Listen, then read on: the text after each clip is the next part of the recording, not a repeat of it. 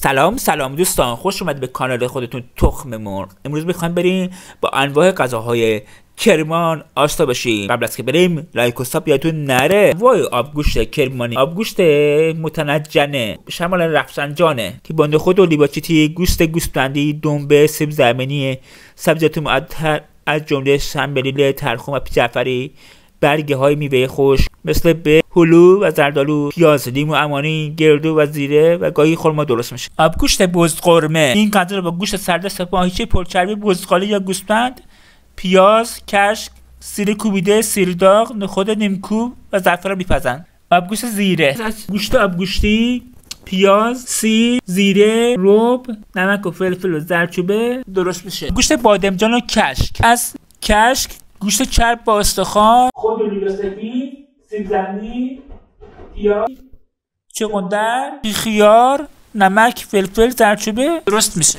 انواع آش گندم شیر، از گندم شیر گوشت قرمز با استخوان، نخود، پیاز، گندم شیر، کشک ثابت شده، رشته آش، نعنا داغ، سیر داغ، زردچوبه، نمک و فلفل سیاه درست میشه. ماچ آش، از آرد، عدس، چغندر، پیاز، نعنا خشک، نمک، زردچوبه، سیاه‌دانه و شیوی، دنیان، زیره، قرقرود یا سرکه و سبزیجات مثل تره، برگ چغندر، اسفناج، جعفری، گیشنیز درست میشه. آش رشته کرمان، موادش از لوبیا چیتی، عدس، نخود، سبزی آش مثل تره، جعفری، اسفناج و گیشنیز. رشته آش، پیاز داغ، سیر و نعنا، کشک، زردچوبه، نمک و فلفل، خلال بادام، پسته، پرتقال، سکنجبین و روغن درست میشه. مواد لازم برای کوفته ریزه: گوشت، آرد، پیاز، دارچین، نمک و فلفل، زردچوبه، هل سبز، زعفران دم کرده. آش روزه کرمان، از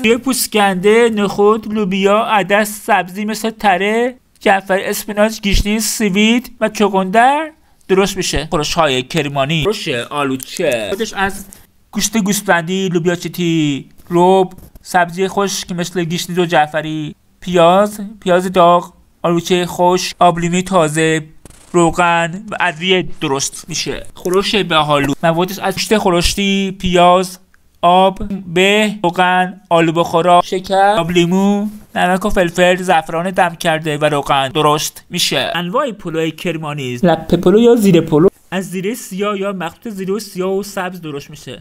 فلفل، شنبلیله، کشمش درست میشه. لپه پلو با زیره، از پیاز، گوشت چرخ کرده، برنج، لپه، زیره پود نشده، به گوجه فرنگی، نمک، فلفل و زردچوبه درست میشه. دیگر غذاهای کرمانی: اشکن کرمانی، از آرد، گندم، پیاز، روغن، به گوجه، آب، سیب زمینی، تخم مرغ، زردچوبه، نمک، فلفل و ترخون درست میشه. قاتق کرمانی، از نخود، پیاز، زیره سیاه، زیره سبزه، بادیان رومی و تخم شبت، نمک و فلفل سیاه، زردچوبه، روغن، سیب زمینی، رب، ترخون خشک، گوشت چرخ کرده درست میشه. کشک کدو، از کدو، روغن، گردوی خرد شده، پیاز، زردچوبه، سیر داغ، نعنا داغ، نمک، فلفل، ادویه دلخواه، کشک درست میشه. کله جوش کرمانی، کشک، گردوی خرد شده، گوجه فرنگی پوره شده، آب، نعنا خشک، پیاز، فلفل سیاه، نمک، زردچوبه و روغن درست میشه. تقوک بریزو، موادش از گوشت چرخ کرده، زمینی، پیاز، رب، نمک، زردچوبه، فلفل سیاه دلخواه درست میشه. دیپای کرمان، موادش از سکنبه گوسفند، لپه، برنج، زعفران دم کرده، زیره، گوشت چرخ کرده، پیاز داغ عسلی، نمک، فلفل و زردچوبه و روغن درست میشه. قاووت، از قهوه، شکر، تخم قرفه، خشخاش، جو، بذر کتان، گیشنیز، رپاس، سیاه‌دانه، هلبات، هل رسمی، موردانه، کنجد، کاهو تشکیل میشه. پورچو پیتو پتری، پورچو نام غذایش از ارزن، سرکه، نخود، عدس و چغندر درست میشه. پیتو آب پاچه گوسفند گفته میشه.